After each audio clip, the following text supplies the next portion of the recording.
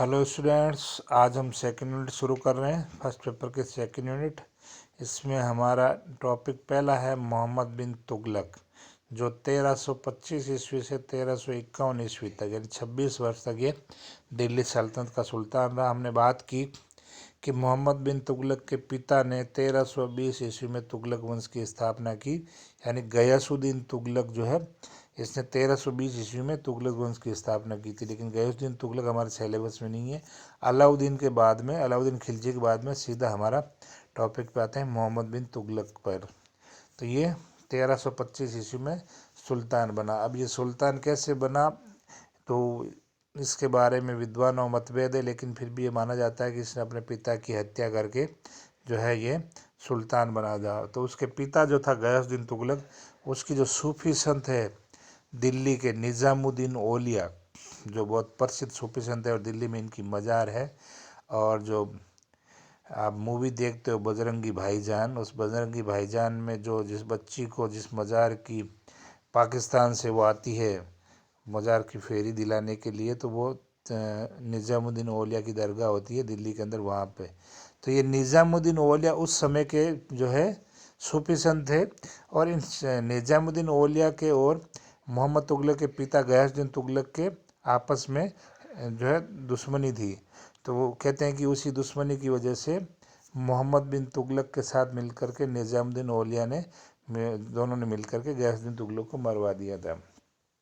दुश्मनी का रीज़न ये था कि जो खुसरो, जो तुगलक गयासुद्दीन तुगलक से पहले जो सुल्तान था, उसने जो है लोगों को खुश करने के लिए बहुत सारा धन बांट दिया था लोगों में, जिसमें उसने निज़ामुद्दीन औलिया को भी काफ़ी धन दिया था। और जब मोहम्मद गयासुद्दीन तुगलक सुल्तान बना तो उसने उन सभी लोगों से धन वसूलने का काम किया जिसको खुसरो ने बांटा था। तो उसने निज़ामुद्दीन औलिया से भी मांगा कि जो तुम्हें पहले वाले सुल्तान ने धन दिया वो वापस दो। तो उसने कहा जो मुझे दिया था मैंने गरीबों में बांट दिया, जनता में बांट दिया, मेरे पास कुछ नहीं है। लेकिन इससे गयासुद्दीन तुगलक माना नहीं और उसके ऊपर दबाव बना के रखा और उनके बीच में जो दुश्मनी पैदा हो गई। इस समय गयासुद्दीन तुगलक बंगाल गया हुआ था और बंगाल से उसको लगा कि जो है मेरे खिलाफ षड्यंत्र हो रहा है। तो उसने वहीं से संदेश भेजा कि मैं दिल्ली आ रहा हूँ, तो मैं देख लूँगा और मेरा जो है धन लौटाना है तुम्हें, जो धन है। तो फिर वहाँ पर जो है निज़ामुद्दीन औलिया ने कहा था कि हनूज दिल्ली दूर अस्तो, यानी दिल्ली दूर है तुम, मतलब कहने का मतलब एक तरह से संदेश में धमकी छिपी थी कि तुम दिल्ली आके तो दिखाओ, फिर देखते हैं। तो दिल्ली में ये बाहर से ही जो है इसकी फिर कहते हैं लकड़ी का महल बनाया गया। उसमें जो है मोहम्मद तुगलक ने अपने पिता गयासुद्दीन तुगलक को रोका और वहाँ पर जो है फिर जब वो अंदर विश्राम कर रहा था तो हाथी दौड़वाए गए पास में, और उससे कंपन से जो लकड़ी का महल गिर गया और उस महल को काफ़ी देर तक उठाया नहीं गया। काफ़ी देर बाद जब तक कि वो अंदर मर ना जाए तो उसके बाद उसी महल के अंदर जो गयासुद्दीन तुगलक की मौत हो जाती है और फिर उसका बेटा मोहम्मद बिन तुगलक सुल्तान बनता है। तो एक कंट्रोवर्सी है गयासुद्दीन तुगलक की मौत को लेकर के कि मारा गया था या एक दुर्घटना थी, ये एक है। लेकिन ज़्यादातर लोगों का मानना है कि उसको मोहम्मद तुगलक और निज़ामुद्दीन औलिया ने मिलकर मारा था षड्यंत्रपूर्व। तो अब राज्यारोहण की बात करते हैं। 1325 में यह मोहम्मद तुगलक सुल्तान बना। गयासुद्दीन तुगलक की मृत्यु के बाद उसका पुत्र उलूग खां मार्च 1325 में मोहम्मद बिन तुगलक के नाम से दिल्ली के सिंहासन बैठा। तो मोहम्मद बिन तुगलक का मूल नाम क्या है? उलूग खां। अब बिन का मतलब क्या हुआ, यानी मोहम्मद बिन तुगलक यानी मोहम्मद का बेटा तुगलक है ना, इसका मतलब बिन का मतलब का बेटा है ना, जैसे ओसामा बिन लादेन, ओसामा का बेटा लादेन है ना, इस टाइप से। तो मोहम्मद बिन तुगलक के नाम से दिल्ली के सिंहासन पर यह बैठा। सिंहासन प्राप्त करने में उसे किसी प्रकार के विरोध का सामना नहीं करना पड़ा। तो ये सुल्तान बना है तो कोई इसका विरोधी नहीं है, सभी ने इसका स्वागत किया है। तो लगभग समूचा भारत दिल्ली की अधीनता में था। तो इस समय जब मोहम्मद तुगलक सुल्तान बना तो इस समय लगभग पूरा भारत दिल्ली सल्तनत के अधीन है। तो यानी परिस्थितियाँ सारी सकारात्मक ही हैं। तो सल्तनत के सभी अमीरों और अधिकारियों और जनता ने उसके राज्यारोहण का स्वागत और समर्थन किया। तो सभी लोग उसके साथ हैं। राजकोष में भी धन की कमी नहीं थी, यानी राजकोष भी भरा हुआ है। वह स्वयं भी योग्य और बहुमुखी प्रतिभा वाला व्यक्ति था। तो अब मोहम्मद बिन तुगलक भी योग्य व्यक्ति था और उसमें बहुमुखी प्रतिभा भरी हुई थी। फिर भी उसे अंत में घोर असफलता का मुंह देखना पड़ा, यानी सारी परिस्थितियां सकारात्मक होते हुए भी लास्ट में उसको जो घोर असफलता देखनी पड़ी। तो ये क्या होता है इसके जीवन में, हम आगे पढ़ेंगे। तो पहले बात करते हैं इसके अंदर प्रिंसिपल थ्योरी ऑफ, है ना। तो ये इसकी जो मोहम्मद तुगलक का राजत्व सिद्धांत है इसका, वो हम पढ़ेंगे। तो मोहम्मद तुगलक के राजत्व सिद्धांत में, मोहम्मद तुगलक राजा के देवी अधिकारों को मानने वाला शासक था। वे राजा को पृथ्वी पर ईश्वर की जो छाया मानता था। ये सेम वही बातें आ रही बलबन और अलाउद्दीन वाली। जैसे बलबन ने जो है राजत्व सिद्धांत था, जैसा अलाउद्दीन का राजत्व सिद्धांत था, सेम उसी टाइप का था। मोहम्मद तुगलक का एक कदम आगे ही था, पीछे नहीं था। तो राजा के देवी अधिकारों को मानने वाला शासक था, यानी राजा जो ऊपर वाले ईश्वर का प्रतिनिधि है और उसका आदेश सबको मानना चाहिए। वे राजा को पृथ्वी पर ईश्वर की छाया मानता था और उसका विश्वास था कि ईश्वर की ने अपनी ही इच्छा से किसी व्यक्ति को राज्य पद देता है, इसलिए सभी लोगों को राजा की प्रत्येक आज्ञा का पालन करना चाहिए। वे अपने आप को सर्वप्रभुत्व संपन्न शासक समझता था, यानी सारे अधिकार राजा के अंदर ही हैं, बाकी लोग उसका कहना मानने वाले सेवक मात्र हैं, यानी राजा ही सर्वश्रेष्ठ है। वे एक अत्यधिक स्वेच्छाचारी निरंकुश शासक था, यानी अपनी ही जिद पड़ा रहने वाला, कठोरता पूर्वक जो है शासन करने वाला व्यक्ति था, जिसकी असीमित शक्तियां और अधिकार पर किसी का अंकुश नहीं था। यानी मोहम्मद बिन तुगलक की मानना था कि उसके पास असीमित शक्तियां हैं, अधिकार हैं और जिसके ऊपर किसी का कंट्रोल नहीं है, यानी वो अपनी इच्छा से शासन चलाएगा और कठोरता से चलाएगा। वे स्वयं अपनी नीति का निर्माता था, यानी जो नियम कायदे कानून बनते थे वो तुगलक खुद ही बनाता था, मोहम्मद तुगलक। और अन्य सभी लोग उसकी नीतियों को लागू करने वाले कर्मचारी मात्र थे, यानी इसके दरबार के मंत्री, अमीर, कर्मचारी, अधिकारी सब जो हैं वो उसकी नीतियों को फॉलो करते थे और उनको लागू करते थे।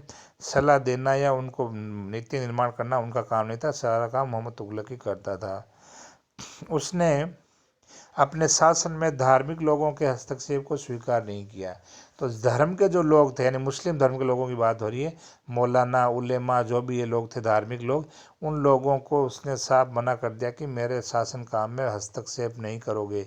और वे उलेमा वर्ग को भी साधारण जनता के तहत दंडित करता था, यानी जो धार्मिक लोग हैं, मौलाना, उलेमा वगैरह, अगर ये कोई अपराध करते थे तो उनको भी ये जैसे आम लोगों को दंड दिया जाता वैसे ही उनको देता था। क्योंकि देखो एक मान्यता है जैसे हिंदू धर्म में कि ब्राह्मणों को सज़ा कम देनी है किसी अपराध के लिए, सेम अपराध के लिए अगर दलित करता तो उसको ज़्यादा मिलती थी और ऊपर वाले को कम मिलती थी, तो ब्राह्मणों को बहुत कम मिलती थी। जैसे हम रामायण में देखते हैं कि रामायण में जो रावण एक ब्राह्मण पुत्र था, तो रावण की हत्या मारने के बाद में श्री राम कहते हैं कि उसके लिए उन्होंने तपस्या की थी ब्रह्म हत्या के पाप से बचने के लिए।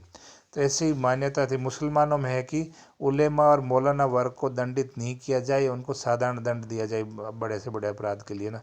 तो उसने ऐसा नहीं किया मोहम्मद तुगलक ने, उसने उलेमा वर्ग को भी साधारण जनता के साथ दंडित किया, यानी उनका अपराध जैसा है तो जैसे बाकी लोगों को दंड मिलेगा वैसे उनको मिलेगा। तथा उलेमाओं से न्यायिक अधिकार छीन लिए, यानी जैसे हमारे यहाँ ब्राह्मण लोग न्याय करते थे प्राचीन समय में, तो यह मुस्लिम धर्म में भी उलेमा लोगों के पास न्याय के अधिकार थे। वो इस्लाम धर्म के नियमों के अनुसार जनता को न्याय देते थे। तो मोहम्मद तुगलक ने ये अधिकार उलेमाओं से छीन लिया और न्यायाधीशों की अलग से नियुक्ति की उसने, जो न्याय करते थे, जो कानून के ज्ञाता थे। तथा सुल्तान स्वयं न्याय का अंतिम स्रोत है, यानी फाइनली जो डिसीजन होता था, जो लास्ट में सुल्तान, जैसे आज वर्तमान में राष्ट्रपति होता है सबसे ऊपर न्याय का स्रोत, तो वैसे ही सुल्तान अंतिम स्रोत है, यानी सुल्तान के आगे के बाद में कुछ नहीं था, वही अंतिम फैसला होता था।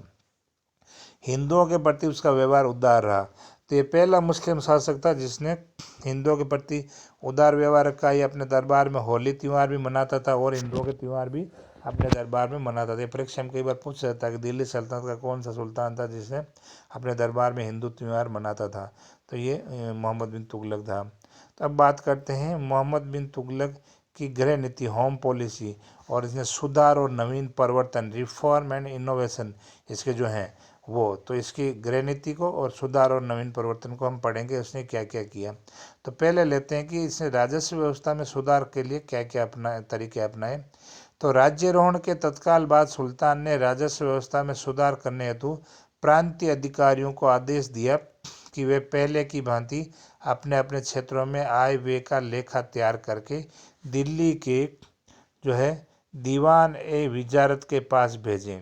यानी उसने सुल्तान बनने के बाद में राजस्व व्यवस्था में सुधार करने के लिए जो स्टेट थे, प्रांत थे, उनके अधिकारियों को आदेश दिया कि तुम जो है अपने अपने क्षेत्रों में जहाँ जहाँ तुम हो वहाँ की आय और वे इनकम और खर्चा है उसका पूरा लेखा रिकॉर्ड बना के भेजो। और दिल्ली के जो दीवान है, जो दीवान ए विजारत है, यानी जो दीवान विजारत यानी जो जैसे केंद्रीय वित्त मंत्री होता है ना, वैसे केंद्रीय वित्त मंत्री जैसे वर्तमान में, और एक होता है प्रांतीय वित्त मंत्री जो प्रांत का जो वजीर है वित्त मंत्री उस टाइप से। तो जो प्रांत के वित्त मंत्री हैं वो स्टेट सेंटर के जो वित्त मंत्री उसके पास रिकॉर्ड भेजे। और दीवान ए विजारत में प्रत्येक सूबे की आय व्यय का जो हिसाब रखने के लिए अलग अलग रजिस्टर रखा गया। यानी हर जो सूबा था, प्रांत था, उसमें जो इनकम थी, जो खर्चा था, उसका लिखने के लिए इस दीवान ए विजारत को कहा गया कि हर सूबे का अलग अलग रजिस्टर रखें, यानी अलग अलग रिकॉर्ड रखें। और हिसाब की बारीकी से जांच की जाती थी, यानी हर स्टेट की, हर राज्य की, हर सूबे की जो भी आय व्यय थी उसकी बारीकी से गहराई से जांच होती थी। लगान पूरा ना जमा कराने वाले अधिकारियों और किसानों पर सख्ती बरती जाती थी। यानी जो किसान है या अधिकारी लगान पूरा जमा नहीं करा पाते थे या उसमें भ्रष्टाचार करते थे तो उनके साथ ये कठोरता बरतता था। कृषि की देखभाल के लिए उसने अमीर कोई नामक एक विशेष अधिकारी नियुक्त किया गया।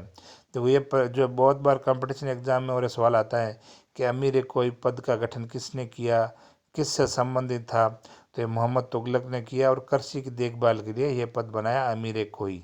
तो ये अधिकारी इसने नियुक्त किया जो विपत्ति के समय किसानों को ऋण बांटता था। यानी किसान अकाल पड़ गया या बरसात ज़्यादा होने से फसल खराब हो गई या किसी और रीजन से जो है किसानों की हालत ख़राब हो गई, फसलें बर्बाद हो गई, तो इस समय ये अमीर कोई जो है ये इनमें लोन दे करके किसानों की जो है हेल्प करता था।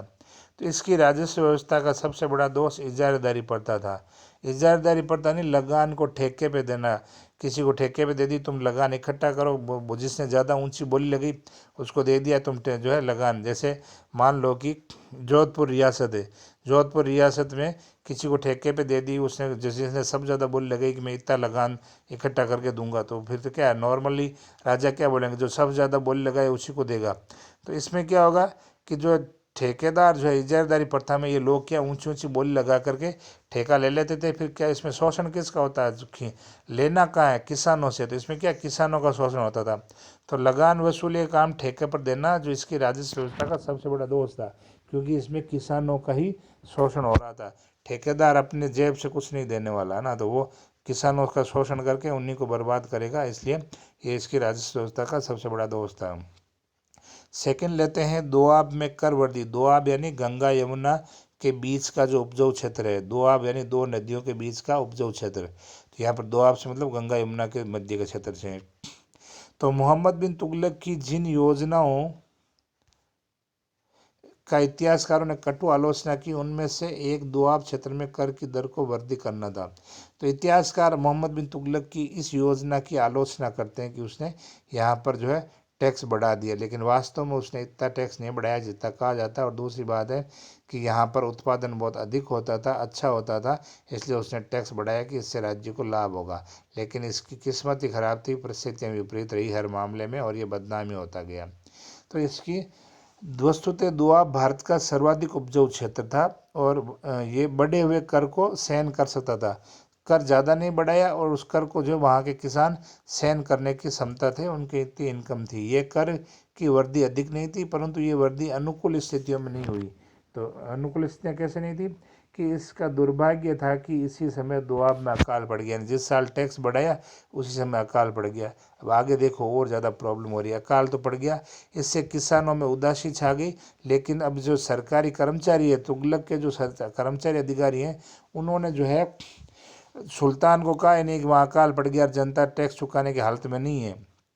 सुल्तान को बिना बताए इन सरकारी कर्मचारियों ने बढ़े हुए करों को कठोरता से वसूल किया और जनता में जो है जनता ने भड़क कर विद्रोह कर दिया। तो सुल्तान को बिना बताए कठोरता बरत ली कर्मचारियों ने और फिर जनता भड़क कर विद्रोह कर दिया। अब भी सुल्तान को नहीं बताया, तो इस विद्रोह को सुल्तान के आदेश से कठोरता से दबा दिया गया, यानी फिर किसानों पर और अत्याचार हो रहा है, ज़बरदस्ती विद्रोह दबाया जा रहा है, जिससे स्थिति और बिगड़ गई। तो वास्तव में सारा दोष सरकारी अधिकारियों का था, जिन्होंने सुल्तान को सही स्थिति की जानकारी दी नहीं, यानी उन्होंने सुल्तान को बताया नहीं कि वहाँ अकाल पड़ गया है, किसान लगान देने की स्थिति में नहीं है। ये सारी बातें बताता, सुल्तान कुछ अलग डिसीजन लेता। अब सुल्तान को जब सही स्थिति का ज्ञान हुआ तो उसने दोआब के किसानों की सहायता के लिए, यानी मतलब लगान तो माफ़ कर ही दिया है, साथ ही साथ उसने हल दिए, बीज दिए, किसानों की जो है हेल्प करने के लिए बैल दिए खेती करने के लिए आदि, जो है ऋण वितरित किए, तथा सिंचाई के लिए उसने कुएं खुदवाए, नहरें खुदवाई, लेकिन ये सहायता बहुत देर से की गई। तो ये सुल्तान को जब पता लगा उसने हेल्प कर दी, लेकिन ये हेल्प जो है बहुत बाद में हुई, तब तक सुल्तान जनता में बदनाम हो गया, क्योंकि जनता तो यही सोच रही थी कि ये सारे जो काम हुए हैं परेशान करने का, ये सुल्तान ने करवाए हैं, तो सुल्तान इससे जो है बदनाम हो गया। तो ये लेकिन ये सहायता बहुत देर से की गई। इस प्रकार परिस्थितियों और अधिकारियों ने मिलकर के इस योजना को असफल बना दिया और सुल्तान जो है बदनाम हो गया। तो ये इसकी योजना थी दोआब चक्रवर्ती की, जो पूरी तरह असफल रही परिस्थितियों की वजह से, इसकी खराब किस्मत की वजह से, या इसके जो है अधिकारियों के रवैये की वजह से। सेकंड लेते हैं थर्ड, इसमें राजधानी परिवर्तन। सुल्तान ने राजधानी बदल दी अपनी, दिल्ली से बदल कर देवगिरी ले गया। देवगिरी जो अलाउद्दीन खिलजी के समय पड़ा था वही देवगिरी है, जिसका नाम बदल कर इसने दौलताबाद रख दिया, वर्तमान महाराष्ट्र में। तो सुल्तान को बदनाम करने वाली दूसरी योजना थी राजधानी परिवर्तन। तो सुल्तान ने दिल्ली के स्थान पर दौलताबाद या देवगिरी को राजधानी बनाने का फैसला किया। इसे सन 1326-27 ईस्वी में लागू किया। देखो, ये मोहम्मद बिन तुगलक की योजनाएं हैं ना, इनमें दो दो नंबर के सवाल में पूछते हैं कि योजना किस सन में बनी, या कंपटीशन एग्जाम में इन योजनाओं के नाम आ जाते हैं, फिर आगे सन उल्टे पुल्टे दे रखे होते हैं, तो फिर सन लिखो कि योजना किस सन में बनी, ये क्वेश्चन में पहले कौन सी बनी, फिर सेकंड कौन सी थी, थर्ड कौन सी थी। तो ऐसे परीक्षा में सवाल इस प्रकार से घुमा के देते हैं। तो इसे 1326-27 ईस्वी में लागू किया गया। राजधानी बदलने के अनेक कारण बताए गए हैं, जैसे कि पहला कारण, अब राजधानी क्यों बदली मोहम्मद बिन तुगलक ने, तो पहला कारण है कि लगभग पूरा भारत इसके अधीन है, तो देवगिरी भौगोलिक रूप से इस सल्तनत के केंद्र में स्थित, यानी बीच में थी। तो दिल्ली उत्तर में थी, जबकि देवगिरी मध्य में थी। तो मध्य में होने की वजह से पूरे राज्य पर आसानी से जो कंट्रोल रख पाएगा, इसलिए वे बाह्य आक्रमणों से सुरक्षित भी थी, यानी जो मंगोल आक्रमण होते थे उत्तर भारत में, उससे भी बच जाती थी, तथा यहाँ के सभी प्रांतों पर नियंत्रण रखना भी आसान था। तो पहला रीजन ये था जो है। दूसरा है कि दिल्ली के नागरिक द्वारा रात्रि में चोरी छिपे सुल्तान के महल में पत्थर डालना था, यानी पत्थर मतलब लेटर की बात हो रही है, पत्थर है ना, पत्थर वो नहीं। तो ये दिल्ली के नागरिक क्या करते थे, सुल्तान कभी कभी कठोरता करता था, बर्बरता करता था, तो ये नागरिक जो है नाराज होकर के जो लेटर लिख करके उनमें सुल्तान को गालियाँ लिख करके जो महल में फेंक कर चले जाते थे रात्रि में। तो उसमें सुल्तान की, जिसमें सुल्तान की कटु भर्त्सना होती थी। तो सुल्तान जो दिल्ली की जनता को सज़ा देने के लिए ये योजना बनाई। ये भी एक ऐसा माना जाता है कि दिल्ली की जनता को पनिशमेंट के रूप में ये राजधानी परिवर्तन थी। तीसरा है कि मंगोल आक्रमण की समस्या से मुक्ति पाने के लिए सुल्तान ने राजधानी बदली। उत्तर भारत में हमने पढ़ा था कि बलबन, अलाउद्दीन खिलजी, इनके समय मंगोलों के बहुत भीषण आक्रमण हुए। तो ये बता दें कि मोहम्मद तुगलक जो है मंगोलों से बचने के लिए दिल्ली छोड़ करके दौलताबाद दक्षिण भारत जो है चला गया, ऐसा मान्यता है। चौथा, हबीबुल्ला एक इतिहासकार है, उसने लिखा है कि हबीबुल्ला के मतानुसार सुल्तान दक्षिण भारत में मुस्लिम सभ्यता और संस्कृति का विकास करना चाहता था, यानी मुस्लिम धर्म की जो फैलाना, उत्तर भारत में तो मुस्लिम काफ़ी हो गए थे सभ्यता संस्कृति, लेकिन दक्षिण में भी पीछे था, तो वहाँ पर ये मुस्लिम सभ्यता और संस्कृति को फैलाने की इंटेंशन से वहाँ ये करना था। तो ये चार रीजन माने जाते हैं कि इसने दिल्ली से देवगिरी क्यों गया। तो संभावित कारण, दक्षिण भारत जिसका अधिकांश आज जो दिल्ली सल्तनत दक्षिण भारत जिसका अधिकांश भाग दिल्ली सल्तनत में मिला लिया गया था, वहाँ की शासन व्यवस्था को मजबूत बनाने के लिए ही जो वो दक्षिण में गया होगा, देवगिरी गया होगा। बर्नी और इब्न बतूता, ये हमने वहाँ पर ऐतिहासिक ग्रंथों पढ़ा था बर्नी और इब्न बतूता को। तो इनके अनुसार राजधानी दिल्ली के सभी नागरिकों को दौलताबाद जाने के लिए विवश किया गया। दिल्ली से दौलताबाद तक 700 मील के लंबे सफ़र लंबा था। 700 मील, 1 मील के अंदर 1600 मीटर होता है, यानी 1.5 किलोमीटर से ज़्यादा होता है, यानी 1000 किलोमीटर से भी ज़्यादा लंबा सफ़र। तो उस समय के ज़माने से 1000 किलोमीटर का सफ़र बहुत लंबा था। तो लंबे सफ़र में जिसमें पूरी राजधानी को शिफ्ट होना था, यानी राजधानी के अंदर एक भी आदमी पीछे नहीं रहेगा, ना पशु रहेगा ना इंसान रहेगा। कहते हैं कि सुल्तान ने जब राजधानी खाली करवा के दी तो पीछे सैनिकों को आदेश दिया कि दिल्ली में चक्कर लगा के आओ कि कोई आदमी नहीं मिलना चाहिए। और जब वो सैनिक अंदर गए तो उनको दो अंदर पुरुष मिले, तो एक लंगड़ा था, दूसरा अंधा था, जो छुप के कहीं बैठे थे, तो उसको पकड़ के लाए। तो सुल्तान ने आदेश दिए कि लंगड़े को तो मार डालो यहीं पर, और अंधे को जो है बैलगाड़ी के पीछे रस्सी से बांध दो ताकि पीछे चलता रहेगा, है ना। तो यहाँ पे इतनी कठोरता से इसने दिल्ली को खाली करवाया था। और कहते हैं कि वो जो अंधा आदमी है, जब तक देवगिरी पहुँचा दौलताबाद, तब तक वो भी लंगड़ा हो गया था। तो 700 मील तक के लंबे सफ़र के लिए सुल्तान ने रास्ते में मुफ्त में खाने पीने की व्यवस्था की। जैसे बाबा रामदेव का भंडारा लगता है ना मेले में, वैसे खाने पीने की अस्थायी झोंपड़ियाँ, सामान ढोने की व्यवस्था की गई।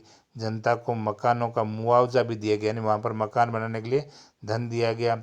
फिर भी ये यात्रा बहुत कठिन रही। अब इतनी लंबी यात्रा है, बहुत कठिन है, और दौलताबाद में जनता का मन भी नहीं लगा है। दिल्ली छोड़ के दौलताबाद गए तो जनता का मन नहीं लगा, और सुल्तान ने लोगों को वापस दिल्ली लौटने की आज्ञा दे दी, यानी सुल्तान को आज्ञा दी कि अब तुम लोग वापस दिल्ली चले जाओ ना। तो इस प्रकार सुल्तान की दूसरी योजना भी फेल हो गई। तो ये इसकी ये राजधानी परिवर्तन वाली योजना थी। कल हम पढ़ेंगे सांकेतिक मुद्रा का चलाना, जो 1329-30 ईस्वी में। तो इन बदलाव के जो आगे सन है, सन भी याद रखना, ये भी पूछा जाता है परीक्षा में, ये कब हुई या पहले कौन सी घटना हुई फिर कौन सी। तो कल आगे नेक्स्ट लेंगे इसको।